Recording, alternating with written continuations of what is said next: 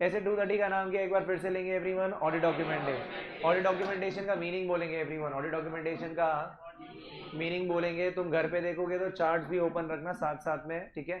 ऐसे 230 मैं बिना चार्ट्स के रिवाइज करवा रहा हूँ, और तुम्हारे बुक में चार्ट्स अगर ड्रॉ किए हुए तो तुम ओपन रखना, वरना नोट्स ही ओपन रखना everyone. It is a record of, याद आ रहा है वो चार्ट था जिसमें रिकॉर्ड लिखा हुआ, it is a record of audit procedures, perform audit evidence, obtain and audit conclusions. Audit documentation is popularly known as working papers.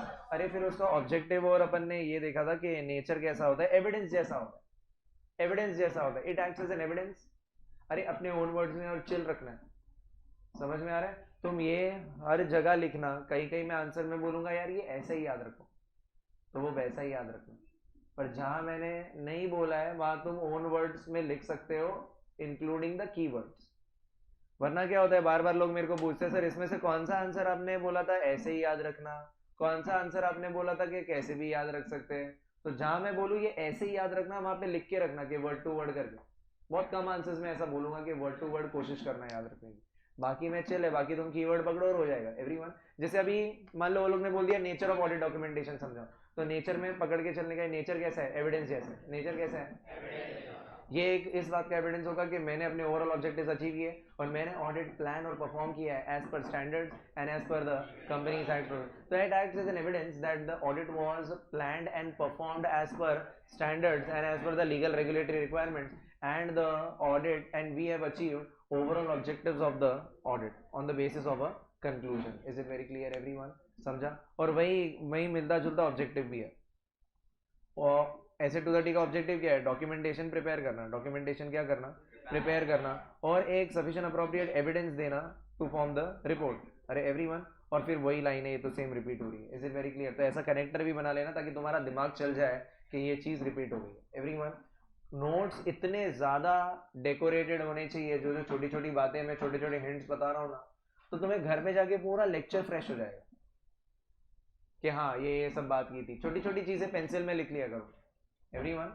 Next, Y documentation. अभी ये बहुत अलग स्टाइल से पूछ सकते हैं गाइस, बहुत अलग स्टाइल से। Why, need, importance, benefit, utility, advantages, purpose of working paper. तो भाई स्टार्टिंग से लेके एंड तक फायदा ही फायदा है, स्टार्टिंग से लेके एंड तक फायदा ही फायदा है। स्टार्टिंग में हम प्लानिंग करते हैं, फिर परफॉर्म करते हैं, उसके बाद आर्टिकल का काम पे सुपरविजन रिव्यू रखने में, आर्टिकल को इस तरह से हम अकाउंटेबल होल्ड कर सकते हैं। अरे अकाउंटेबल मतलब आंसरेबल होल्ड कर सकते हैं फॉर देयर वर्क। उसके बाद फ्यूचर में फ्यूचर रेफरेंस के लिए भी काम आएगा। अरे एवरीवन, उसके बाद एक्सटर्नल इंस्पेक्शन, अरे सेबी का एक्सटर्नल इंस्पेक्शन इन्वेस्टिगेशन हो गया, उधर भी काम आएगा।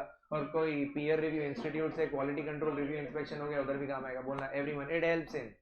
अभी यहाँ बोलो हेल्प्स, बोलो असिस्ट, बोलो। बहुत से लोग सर मुझे एड्स वर्ड अच्छा लगता है, ठीक है लिखे, it adds in, it helps in, it assists in planning and. अरे इट्स अ ब्यूटीफुल वर्ड। अरे वो सिर्फ एक ही चीज थोड़ी होती है, एड्स के अलग मीनिंग है everyone. It helps in planning and performing the audit. It helps in supervision and review of the work of article assistants. देखो तुम फ्रेम कर पा रहे हो कि नहीं, एक दो वर्ड याद रखने से झंडे नहीं गाड़ पाओगे तुम, फ्रेमिंग होनी चाहिए।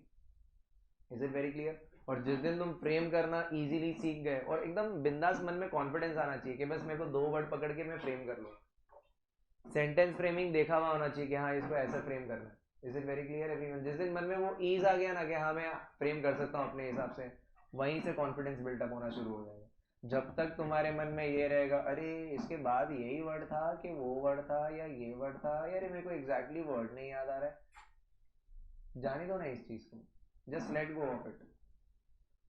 हर बार हर आंसर में एक वर्ड याद आए ऐसा जरूरी नहीं है। Is it very clear everyone. So it helps in supervision and review of the work of article assistant. दूसरा क्या, तीसरा, come on guys, accountability can be fixed, accountability can be fixed. उसके बाद it helps in, it is helpful for future reference, it helps in, it helps for external inspection and investigation everyone, it helps in quality control review and inspection. Is it very clear everyone. ये भी खत्म होता है। इसके पीपीक्यूज देखे होंगे आप लोग ने सबने अच्छे से, मीनिंग, नेचर, पर्पस एवरीवन। अभी देखो, अगर कितने लोगों ने एक दो बार ये पीपीक्यूज देखे, कितने लोगों ने एक दो बार, अच्छा चलो एक बार कितने लोगों ने देख लिया, ठीक है। अब जब तुम नेक्स्ट या थर्ड बार देखो ना, तो पीपीक्यू को फटफट उठाने का कि हाँ इसमें क्या पूछा है पहले वाले में, ओके मीनिंग पूछा है, नेचर पर्पस पूछा है, ठीक है आगे बढ़ो। फिर ये वाले में क्या पूछा है, वो लोग ने बोला कि planning whether audit documentation has any regards to planning, बोलते हैं डॉक्यूमेंटेशन प्लानिंग में कोई हेल्प नहीं करता है, गलत जवाब है। अरे ऑडिट प्लान ऑन पेपर बनाते हैं ना, आज अपन स्टडी टाइम टेबल भी बना रहे हैं, वो ऑन पेपर बनाएंगे तो ज़्यादा बेटर है कि दिमाग में रखेंगे तो ज़्यादा। ऑन पेपर बनाने का फ़ायदा क्या है सर, हम अपना प्रोग्रेस ट्रैक कर पाएंगे, एक हफ्ते बाद देखेंगे कितना हुआ। अगर दिमाग में ही है तो एक हफ्ते बाद किधर जाएंगे देखने। समझ में आ रहा है, मेंटल प्लान के बेसिस पे आप इतना बड़ा कोर्स क्लियर नहीं कर सकते। Is it very clear everyone? हाँ समझा तुमको, छोड़ो तुम्हारे है ना, तुम्हारे इसमें है ना, बस देखो वहां से। Is it very clear everyone? Okay next वाला क्या है, नेक्स्ट वाला बीबीक्यू क्या है, बोलते हैं audit documentation does not serve any purpose at any stage, गलत जवाब। तो इसके सारे अपन क्या बता देंगे, purposes. Is it very clear? ये एडवांटेजेस के ऊपर था। नेक्स्ट वाला बीबीक्यू किसके ऊपर है, nature and purpose. Clearly purpose बताओ। अरे एवरीवन, और वो क्या बोल रहे हैं, और वो क्या बोल रहे हैं, तो मैंने नेचर क्यों लिखा अगर ये लोग सिर्फ पर्पस बोल रहे हैं? जरा क्वेश्चन पढ़ो। इफ यू कैन सी, वो लोग ने पर्पस लिख के दे दिया है, सॉरी नेचर लिख के दे दिया है। इफ यू कैन सी, वो लोग ने नेचर लिख के दे दिया है। नेचर लिखने के बाद सी, इसके लिए तुम्हारा 2-3 बार देखा हुआ होना चाहिए एवरीवन, इसके लिए तुम्हारा 2-3 बार आंसर देखा हुआ होना चाहिए। वो क्या करते हैं ऑडिट में, ट्रिकी बनाते हैं या इजी होता है, या तो इजी होता है या तो ट्रिकी होता है। अब ट्रिकी बनाना है तो कैसे बनाएंगे, आंसर का कोई लाइन उठा के क्वेश्चन बना देंगे। अब कोई भी लाइन उठा सकते हो, अब जैसे ये लाइन उठा दे तो तुमको पढ़ते हुए क्लिक होगा, अरे ये तो नेचर है। नेचर लिखने के बाद वो लोग ने बोल दिया पर्पस समझा दो, तो मैं नेचर भी साथ में चिपका दूँ। क्या हम as it is copy paste कर सकते हैं, वर्ड टू वर्ड ये लोग का कॉपी कर सकते हैं कि अपने ओन वर्ड्स में लिखना है? वर्ड टू वर्ड लिखा हुआ है तो वर्ड टू वर्ड बेशर्मों की तरह कॉपी कर लेना चाहिए। Is it very clear everyone? Next, when documentation, ये क्वेश्चन 3-4 रट्टा मारने जैसा नहीं है, सिर्फ रीड टाइप से, ये भी तुम्हें पता होना चाहिए, वरना तुम सोचते बैठो कि सारे क्वेश्चन काम के हैं। 3-4 काम के नहीं है, सिर्फ पढ़ के खुश होने वाली बात है। अरे एवरीवन, कि 3 बोलता है कि डॉक्यूमेंटेशन कभी कभी करने का during the entire audit process.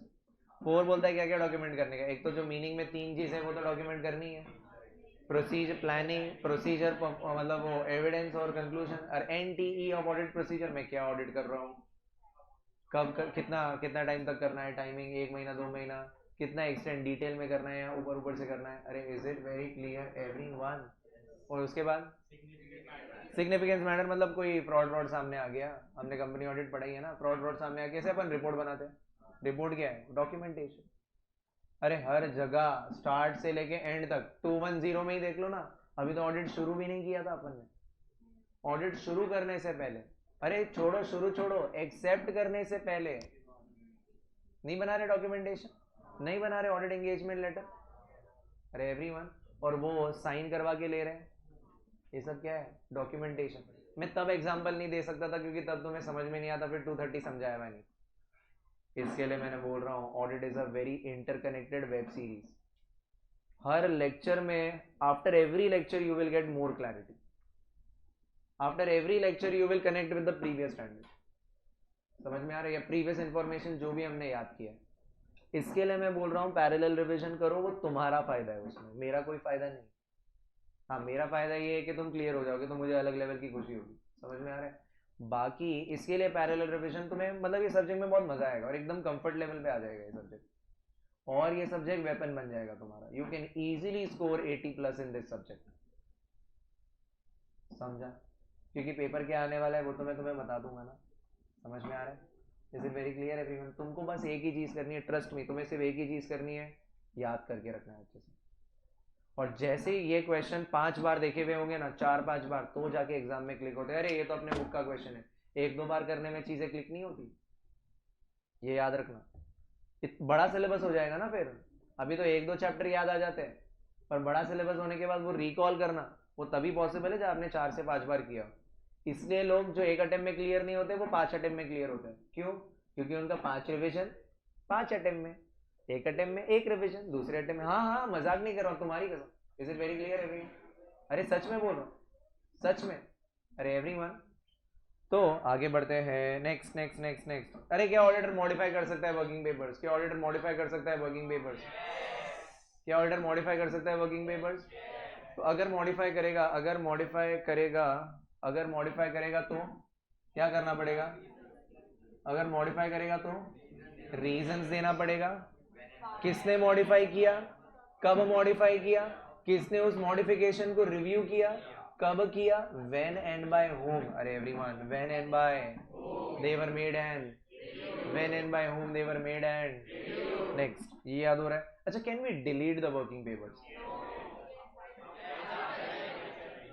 मैं उसका आंसर नो भी दे सकता था, इतना क्या टेंशन में आ जाते हो? No, we can not delete the working papers before the retention period of 7 years। Yes, we can delete the period, we can delete the working papers after the retention period of। अरे is it very clear everyone?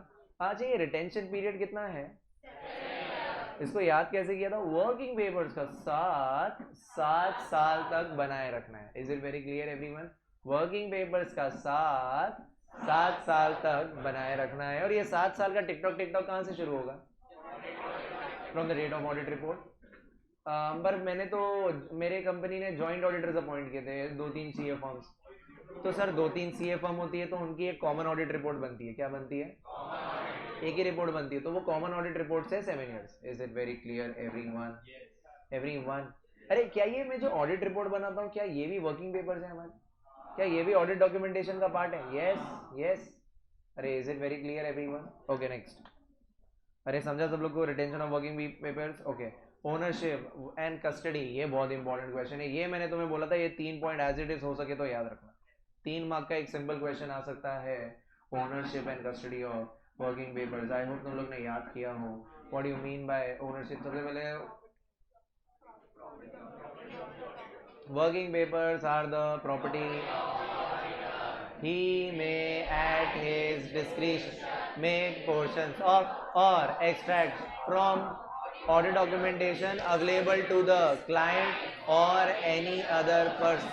He is not duty bound to provide access to his working papers to any other person unless it is a legal or।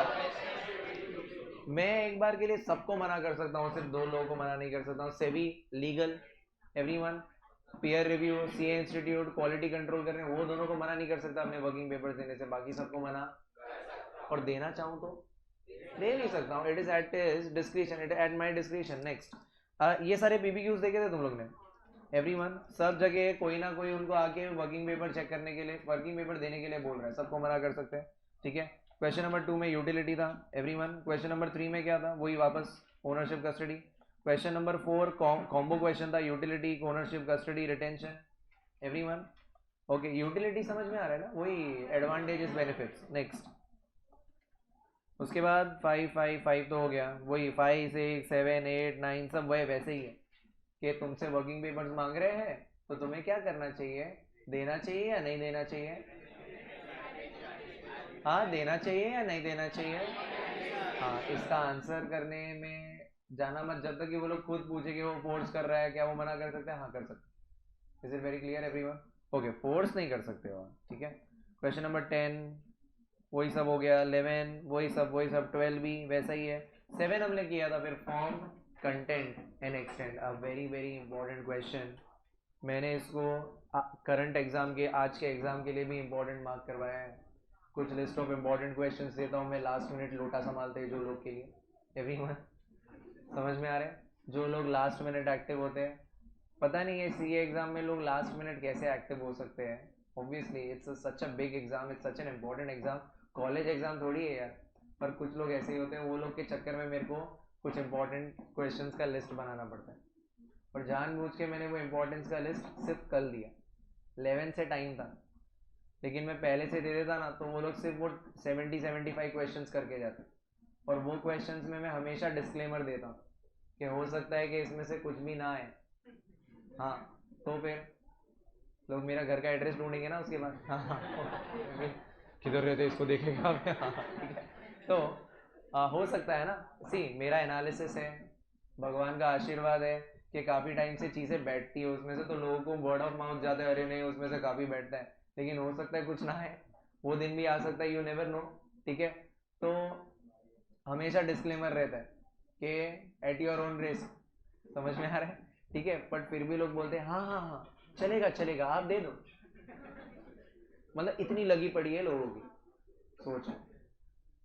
मैंने बोला हो सकता है इसमें से कुछ नहीं आएगा, हाँ हाँ हाँ चलेगा आप दे दो, क्योंकि वो लोग को मन में लगता है कि शायद इसमें से कुछ बैठ जाए, ठीक है, और हम लोग का कुछ अच्छा हो जाए।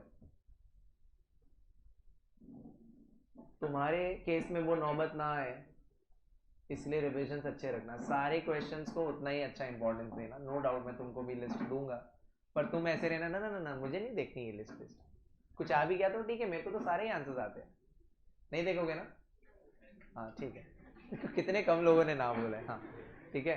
Form content and extend, everyone form content and extend of. अरे इसको कैसे याद किया था, उसमें एक छोटू सा चार्ट बनाया था हमने, जिसमें सबसे पहला एंटिटी था।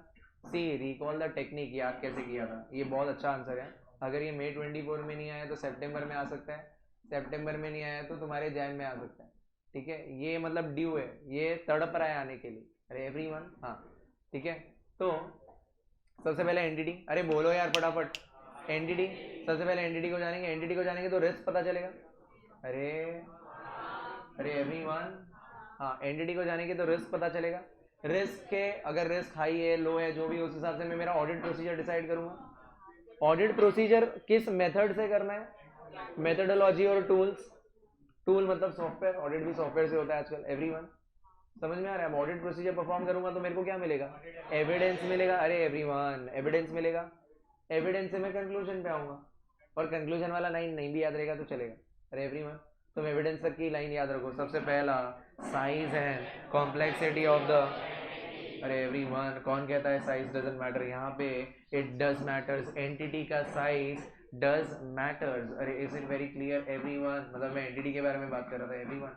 सो एंटिटी का साइज डज मैटर, जितनी बड़ी एंटिटी हो, जितना कॉम्प्लिकेटेड बिजनेस हो, उतना ही ज्यादा रिस्क हो सकता है अगर कंट्रोल स्ट्रॉन्ग ना हो। अरे everyone size and complexity of the, दूसरा अब जैसे आप किसी एंटिटी को जानोगे, जैसे आप किसी एंटिटी को जानोगे तो आपको क्या फील होगा, आइडेंटिफाई होगा, ROMMS identify risk of MMS। उसके बाद ऑडिट, सॉरी उसके बाद आप nature of audit procedures perform and audit methodology and tools used. उसके बाद सिग्निफिकेंट। अब ये देखो, या तो आपको एविडेंस मिलेगा या तो एक्सेप्शन मिलेगा, याद आ रहा है, या तो एविडेंस मिलेगा, एविडेंस मिलेगा या मतलब या तो चीजें मैच हो जाएगी, या तो आपको एक्सेप्शन मिलेगा। एक्सेप्शन मतलब चीजें मिसमैच होगी, कॉन्ट्राडिक्ट।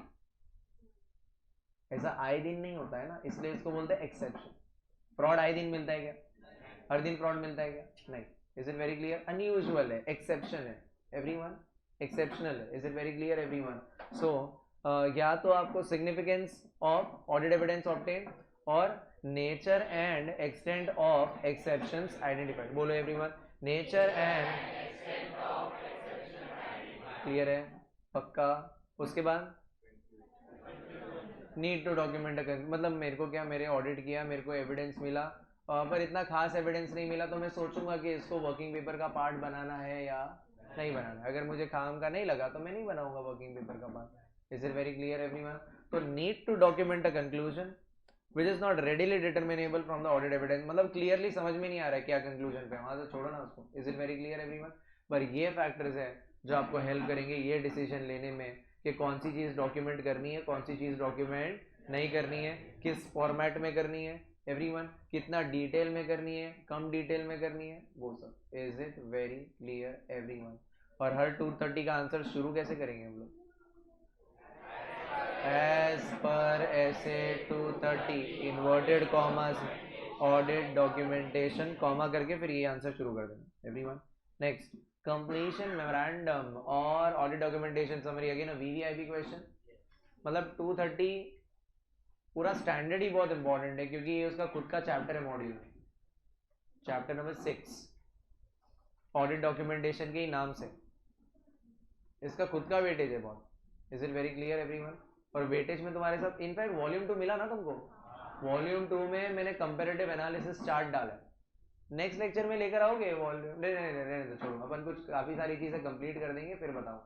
और चाहिए तो वॉल्यूम 2 का वो जो कंपैरेटिव एनालिसिस फर्स्ट पेज पे डाला है उसका फोटो लेके आना। तो फालतू इतना बुक क्यों कैरी करना है, तो मैं तुमको उसमें समझा दूंगा, अगर तुम वो खुद भी देखोगे तो तुम्हें समझ में आएगा कि मॉड्यूल में कौन सा चैप्टर किस नाम से कवर्ड है, अपने नोट्स में किस नाम से कवर्ड है और उसका वेटेज कितना है। तो इस चैप्टर का भी बहुत अच्छा खासा वेटेज है, 8 से 12 मार्क का वेटेज है इसमें, मतलब एमसीक्यू भी पूछ सकते हैं, क्वेश्चन भी पूछ सकते हैं, और don't you think it's a very simple chapter? Yes, is it very clear? कितना इंटरेस्टिंग है एवरीवन?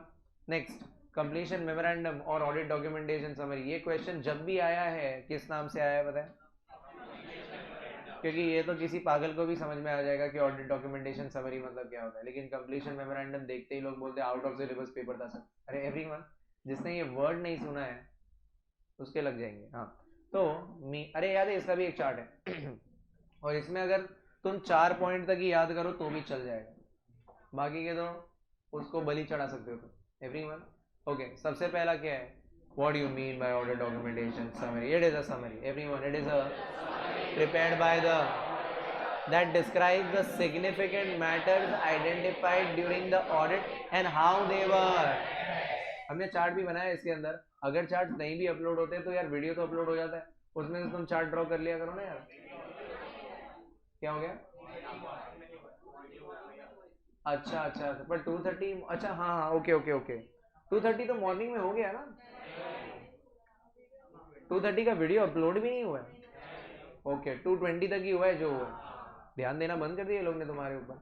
चलो ठीक है, मैं सुनाता हूँ, डोंट वरी, चिल्लाता हूँ इधर वहाँ जाके, आवाज़ आएगा। तो हाँ, तो what you mean bye audit documentation summary? अरे एक बार फिर से बोलेंगे, it is a summary prepared by the that describes the significant matters that were identified during audit and how they were. Everyone, it acts the part of obviously क्या summary documentation का part है? ये तो वही question हो गया कि हम हमारे पेरेंट्स का पार्ट है। हाँ ठीक है, तो हाँ चलो ठीक है। बेनिफिट्स क्या है? It is useful in case of big clients and complex audit and effective and efficient review and inspection of. आज सेबी के ऑफिसर आ गए तो उनको अपने समरी दे दिया, एक 500 पेज का वर्किंग पेपर, 50 पेज का समरी, बेटर क्या रहेगा? समरी दे दो, समझ में आ जाएगा। Is it very clear everyone? Okay, then ये हो गया आंसर। लास्ट के 2 पॉइंट में समझा देता हूं, भले तुम्हें याद रखने ना रखने तुम्हारे ऊपर है। It helps in identifying the matters, it helps in identifying significant matter and address them as per standard के हिसाब से, मतलब स्टैंडर्ड क्या बोलता है उस हिसाब से उसको एड्रेस करेंगे। Is it very clear everyone? जैसे अगर मुझे नकली जर्नल एंट्री मिल गया तो मुझे क्या हो जाना चाहिए? परफेक्ट, मुझे अलर्ट हो जाना चाहिए। कौन बोलता था मुझे? स्केप्टिसिज्म। कौन बोलता है ये? चीजें उठा उठा के फेंकूंगा। कौन सा स्टैंडर्ड बोलता है?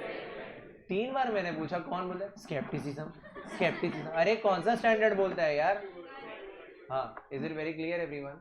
तुमको बात समझ में आ रहा है कि नहीं आ रहा है? ठीक है, सो तुमको अभी तुमने इस तरह से आंसर दिया ना, this will be converted into big boss house, और यहाँ पे ऐसा मारा मारी शुरू हो जाएगा एवरीवन। हाँ, तो हम आगे बढ़ते हैं। इट हेल्प्स इन आइडेंटिफाई, कुछ लोग खुश हो गए, एक्साइट हो गए, कुछ लोग का नींद उड़ गया। हाँ, it helps in identifying significant matters and address them as per the relevant standard and it also helps. एक तो ये तो समझ में आता ही है कि स्टैंडर्ड के हिसाब से एड्रेस करना है कौन सा क्या मैटर, ये भी समझ में आता है कि कौन सा स्टैंडर्ड हम कंप्लाई नहीं कर पाए, जिसके वजह से ओवरऑल ऑब्जेक्टिव अचीव नहीं कर पाए। Is it very clear everyone? It helps the auditor to understand कि whether there is any individual relevant standard that the auditor could not comply with, because of which he could not comply with the overall objectives. Is it very clear everyone? PPQ number 1 देख ही लिया तुमने, हर जगह दिख जाएगा completion memorandum.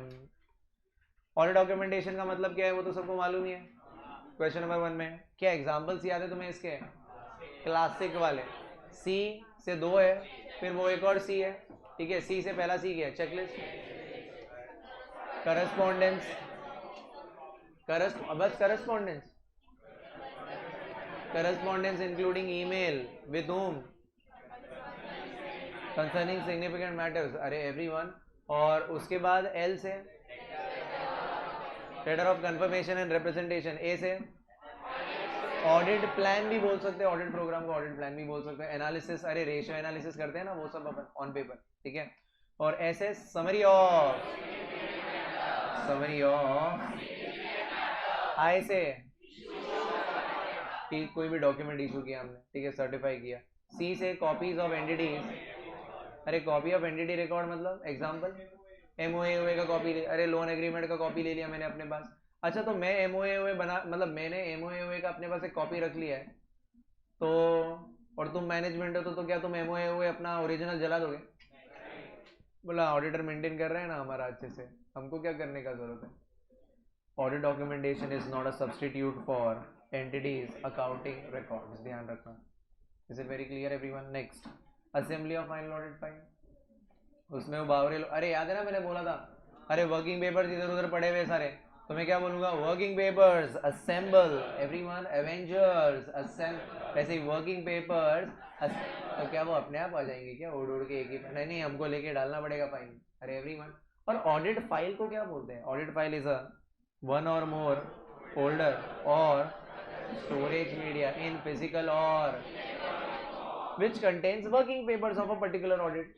अरे कितना simple है, एक फाइल जिसके अंदर वर्किंग पेपर्स होते हैं उसको ऑडिट फाइल बोलते हैं। अरे एवरीवन, सिंपल ना? क्या ये हम खुद से ओन वर्ड में ही फ्रेम कर सकते हैं बड़े आराम से।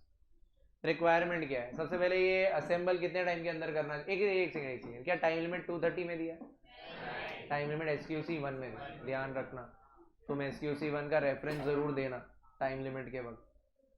230 तो सिर्फ इतना बोलता है कि audit documentation should be prepared with in on a timely basis, कैसे ही टाइम पे प्रिपेयर हो जाना चाहिए, पर कितने time? And as per SQC 1 the time limit is within 60 days from the date of, ये date of audit report. Audit report मतलब जिस दिन ऑडिट कंप्लीट हुआ, ऑडिट कंप्लीट होने का डेट क्या है? ऑडिट रिपोर्ट का डेट, ऑडिट रिपोर्ट का डेट। भले मैंने आज ऑडिट खत्म कर दिया लेकिन मैंने डेट परसों का डाला तो ऑडिट का भी कंप्लीट माना जाएगा। Is it very clear everyone? Next, assembly. क्या ये assembly of final audit file, क्या ये कोई नया ऑडिट प्रोसीजर परफॉर्म कर रहे हैं या एडमिन प्रोसेस है? तो द असेंबली, एवरीवन बोलना मेरे साथ में, assembly of final audit file is an administrative process and new audit procedure is being performed. Everyone, even changes in the assembly of final audit file can be made provided they are administrative in nature, जैसे कि deleting और discarding superseded documentation. याद है? अरे दो बार आ गया paper तो एक निकाल दो। अरे पिछले साल का आ गया तो निकाल दो। अरे एवरीवन, अरे इस साल का डॉक्यूमेंट डालना ही भूल गए, हमने डिस्कशन किया था, डॉक्यूमेंटेशन करना भूल गया तो कर दो। अरे everyone, deleting discarding superseded documentation. Sorting, अरे ऑर्डर में नहीं था डेट वाइज तो डाल दो ऑर्डर में। सॉर्टिंग कोलैटिंग, एक जगह पे गैदर करना, क्रॉस रेफरेंस करना एक दूसरे वर्किंग पेपर्स को अगर कनेक्टेड है तो। साइनिंग ऑफ और completion checklist. Is it very clear everyone? Next, retention period कितना होगा? वही ऑडिट फाइल को भी 7 ईयर्स के लिए रिटेन करना है। इसके अंदर PPQ भी बहुत सिंपल है, चिल्ला के कह रहे होंगे कि it is assembly of final audit file. ठीक है, क्वेश्चन नंबर 3 सिर्फ रीड टाइप है, कुछ खास नहीं है, घर पे पढ़ के कुछ होने वाली बात है। फिर फोर्थ वाला अगेन अच्छा है, फोर्थ वाला अच्छे से करना ही है, again assembly of final audit file time limit के ऊपर है।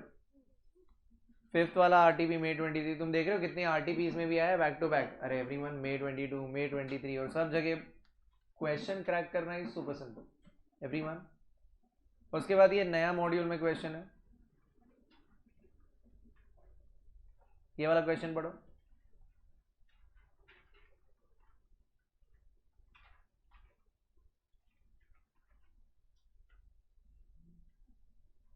क्या is it necessary to include it in working papers? हाँ ऑब्वियसली यस। नेक्स्ट, ये भी कर लिया था सोनाली वाला अपन ने, ये भी मॉड्यूल में बहुत अच्छा क्वेश्चन है, इसको भी बहुत अच्छे से करना है, ये नए मॉड्यूल के क्वेश्चन है। और क्या है ना, स्टार्टिंग के 2-3 अटेम्प्ट है ना, वो लोग अपने मॉड्यूल को प्रमोट करने के लिए मॉड्यूल में से ही क्वेश्चंस पूछते हैं, समझ में आ रहा है? तो ये क्वेश्चन इतनी बार देखा हुआ हो जाना चाहिए और इसका आंसर इतना अच्छे से रट्टा हो जाना चाहिए कि एग्जाम में मैं टाइम बचा लूँ। ऐसे ही तो एग्जाम में लोगों का टाइम से पहले पेपर खत्म हो सकता है। ऑडिट के लिए 3 घंटा ज़्यादा है एवरीवन। ऑडिट, क्योंकि ये आंसर बहुत छोटे होंगे, समझ में आ रहा है? 4 मार्क का 4 पॉइंट, 3 मार्क का 3 पॉइंट। अरे एवरीवन, अब वो फॉर्म कंटेंट जैसे आ गया, असेंबली आ गया, कोई भी आंसर बहुत बड़ा दिखा तुमने? नहीं। कंप्लीशन मेमोरेंडम हो गया, वो तुमने देखा कंप्लीशन मेमोरेंडम जितनी बार भी पूछा 3 ही मार्क का पूछा, और 3 मार्क में वो तुमसे 3 ही पॉइंट एक्सपेक्ट करेंगे या 4 पॉइंट, और तुमने 4 लिख दिया तो फुल मिलेगा। तो आंसर इतने इतने होंगे, कुछ आंसर शायद बड़े हो जाएंगे, केस स्टडी वेस स्टडी होगा तो। Is it very clear everyone? लेकिन ज्यादातर आंसर ऐसे ही छोटे होने वाले हैं, तो आप पेपर बहुत फटाफट कंप्लीट होगा। Is it very clear everyone? Provided आता हो। नेक्स्ट, हाँ, रजनी से मिले कि नहीं तुम? मिलो, सीए स्टूडेंट है वो।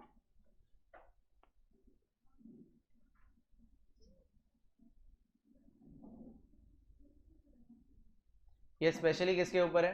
टाइम लिमिट के ऊपर एवरीवन। ओके, इसके बाद की चीज़ें देखने की ज़रूरत नहीं है, जो मैंने बोला भी था तुम्हें। और इसी के साथ साथ भी रैप अप ऐसे 2:30, ठीक है।